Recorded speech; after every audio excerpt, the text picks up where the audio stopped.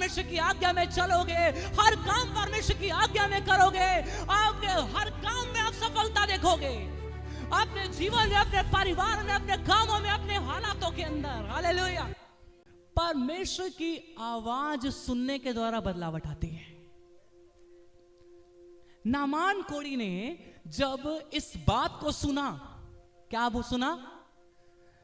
Naaman कोढ़ी ने इस बात को सुना कि एलीशा ने बोला है कि मुझे यरदन नदी में जाना है और 7 बार डुबकी मारना है। Hallelujah, hallelujah.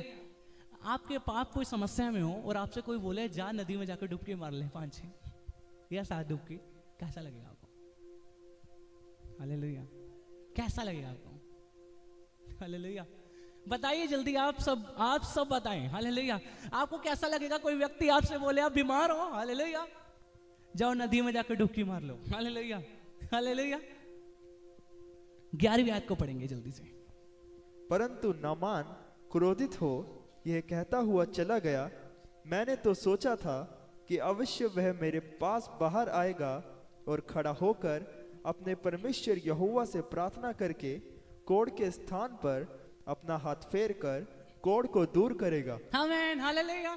अब सुने ध्यान से, नामान के मन में क्या चल रहा है? हालेलुया, उसके मन में चल रहा है मैं तो सेनापति हूं। हालेलुया, राजा का सेनापति, इतना ऊंचा पद है मेरा। हालेलुया, कह रहा मैंने ये सोचा, हालेलुया, कि एलीशा जो है ये मेरे पास आएगा। हालेलुया, क्या आएगा? एलीशा मेरे पास आएगा, कोढ़ की जगह पर हाथ रखेगा और मुझे चंगा करेगा। हालेलुया, पर इसने ऐसा नहीं किया है। Hallelujah, hallelujah.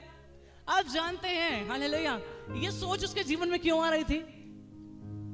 हालेलुया, क्योंकि उसने बच्चे के समान अपने आप को नहीं बनाया था नम्रुद्दीन।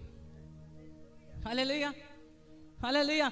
अभी भी उसके अंदर क्या था? एक पद को लेकर अहंकार, एक घमंड था। हालेलुया, कि मेरा पद ऊंचा है तो क्या एलीशा खुद आए और मेरे पांव पर, मेरे शरीर पर जहां कोढ़ है उस पर हाथ रखे ताकि मैं छुटकारा पाऊं। ऐसा होना चाहिए था, पर एलीशा तो पास भी नहीं आया, उसने तो दूर से ही बोल दिया बस। Hallelujah, hallelujah, hallelujah, hallelujah. कभी भी अपने जीवन में घमंड ना लेकर आए। हालेलुया, क्योंकि अभिमान मनुष्य को जो है परमेश्वर की आशीष से वंचित कर देता है। घमंड जो है परमेश्वर की आशीषों से हमें दूर ले जाएगा। हालेलुया, लेकिन नम्र और दीनता जो है आपको परमेश्वर के और करीब लेकर जाएगी, क्योंकि परमेश्वर खुद नम्र और दीन है। ये उसका प्रमाण है कि मुझे आपको बचाने के लिए नम्र बन गया, अपने बेटे को दे दिया बलिदान करने के लिए।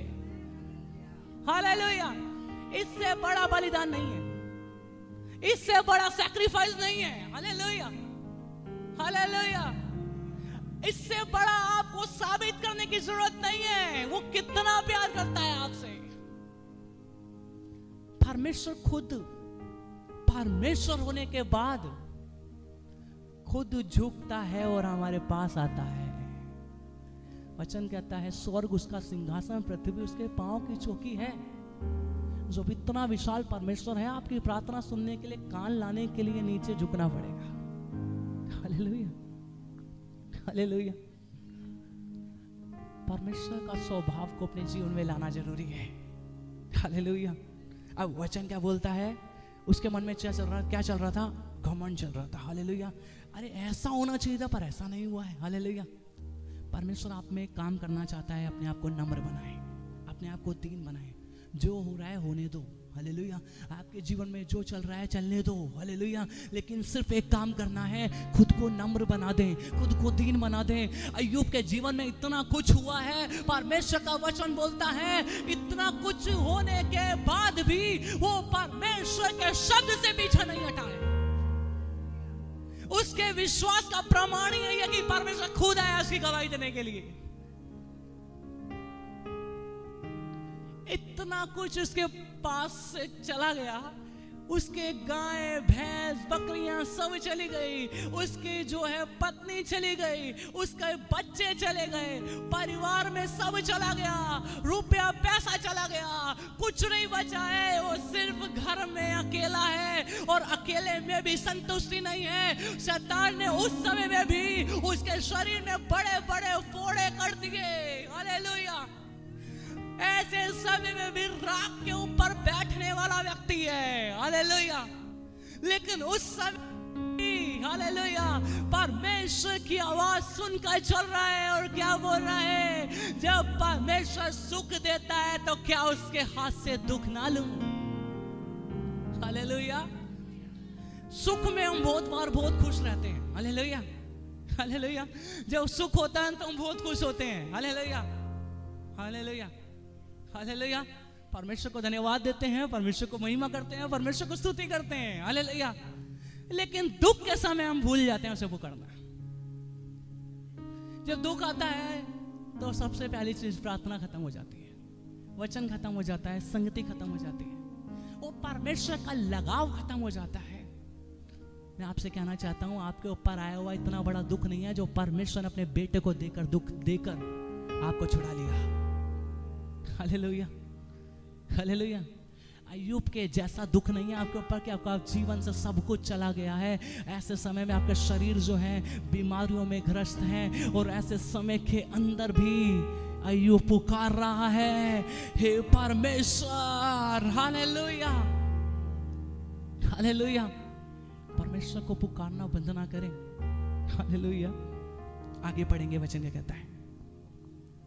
क्या दमिश्क की अबाना और बरफ पर नदियां इज़राइल के सब जलाशयों से उत्तम नहीं है? आमीन। क्या मैं उनमें स्नान करके शुद्ध नहीं हो सकता हूँ? इसलिए वह क्रोध से भरा हुआ लौटकर चला गया। तब उसके सेवक पास आकर कहने लगे, हे हमारे पिता, यदि भविष्यवक्ता तुझे कोई भारी काम करने की आज्ञा देता तो क्या तू उसे ना करता? आमीन। हालेलुया। नामान कोड़ी क्या बोल रहा है, अरे मुझे अगर इसी नदी के अंदर ही डुबकी मारनी थी तो मैं इतनी दूर चलकर क्यों आ रहा हूँ। हालेलुया। इतनी दूर चलकर क्यों आ रहा हूँ, मेरे पास ही नदी थी, मैं वहां पे डुबकी मार लेता। हालेलुया। हालेलुया। क्यों मैं आया हूँ, वो कुड़कुड़ा रहा है। हालेलुया। बहुत बार जब परमेश्वर हमसे बात कर रहा होता है ना, या बहुत बार परमेश्वर जब हमसे कुछ कह रहा होता है, हम कुड़कुड़ा रहे होते हैं। हालेलुया। हम कुड़कुड़ाना शुरू कर देते हैं, ऐसा क्यों हो रहा है परमेश्वर, ये क्यों हो रहा है परमेश्वर, वो क्यों हो रहा है। हालेलुया। हम इतना कुड़कुड़ाना शुरू कर देते हैं, हम उससे बात करना ही बंद कर देते हैं। हालेलुया। हालेलुया। अब नामान क्या कर रहा है, वो भी यही कर रहा है। हालेलुया। वो कुड़कुड़ा रहा है। हालेलुया। नदी में डुबकी मारनी थी तो इससे अच्छा तो मैं वहीं मार लेता डुबकी। हालेलुया। क्यों मैं इतनी दूर चलकर आया हूं। हालेलुया। अब वहां पर लोग क्या बोलते हैं, अगर भविष्यवक्ता इससे बड़ा और भारी काम करने के लिए तुझे बोलता तो क्या तू वो ना करता। हालेलुया। इतना हल्का सा काम बोला था, क्या करना है, डुबकी मारनी है बस। हालेलुया। मैं आपको बताना चाहता हूं, हालेलुया, उस नदी के अंदर सामर्थ्य नहीं थी। हालेलुया। 7 बार डुबकी मार रहा है, उसमें सामर्थ्य नहीं थी। हालेलुया। सामर्थ किसमें थी। हालेलुया। एलीशा की आवाज सुनकर जब नामान ने काम को किया, उस आज्ञाकारिता में सामर्थ्य थी जिससे नामान कोड़ी चंगा हो गया। हालेलुया। हालेलुया। हालेलुया। हाँ, हालेलुया। क्योंकि एलीशा खुद नहीं बोल रहा था, परमेश्वर उसमें से बोल रहा था। हालेलुया। बहुत बार हम सोचते हैं कोई मनुष्य बोल रहा है, अरे मनुष्य बोल रहा है, छोड़ो। हालेलुया। भूल जाते हैं परमेश्वर भी तो बोल सकता है उसमें से। हालेलुया। हालेलुया। बहुत बार परमेश्वर खुद डायरेक्ट आकर बोलता है। हालेलुया। दर्शन से या प्रार्थना में या सपने में, कैसे भी। हालेलुया। परमेश्वर बहुत बार हमें आकर बोलता है, बात करता है। हालेलुया। हालेलुया। आपकी आज्ञाकारिता आपको उठा देगी। हालेलुया। परमेश्वर के लिए आज्ञाकारी बने रहे। हालेलुया। हालेलुया। अगर हम 14-14वीं आयत को पढ़ें तो वचन लिखा है, तब उसने परमेश्वर के भक्त के वचन के अनुसार यर्दन को जाकर उसमें 7 बार डुबकी मारी। उसका शरीर छोटे लड़के का सा हो गया और वह शुद्ध हो गया। हालेलुया। जब उसने डुबकी मारी तो एक एक डुबकी आज्ञाकारिता में थी। हालेलुया। एलिशा ने क्या बोला? 7 डुबकी मारनी है। तो इसने कितनी मारी? 7 डुबकियां मारी। हालेलुया। 7 डुबकी, एक एक डुबकी से जब वो बाहर निकल रहा था उसका कोढ़ चंगा हो रहा था। हालेलुया। एक डुबकी मारी आज्ञाकारिता की, जीवन में बदलावट। हालेलुया। दूसरी आज्ञाकारिता की डुबकी मारी, फिर बदलावट। हालेलुया। हालेलुया। जब परमेश्वर कोई जन आपसे बात कर रहा है या कोई परमेश्वर का जन आपसे बोले किसी काम को करने के लिए, कभी भी आज्ञाकारिता को तोड़ना नहीं। हालेलुया।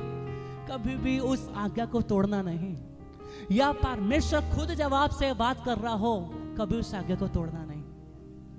उस विश्वास में, उस आज्ञा में बने रहना। हालेलुया। नामान आज्ञा में बना रहा था।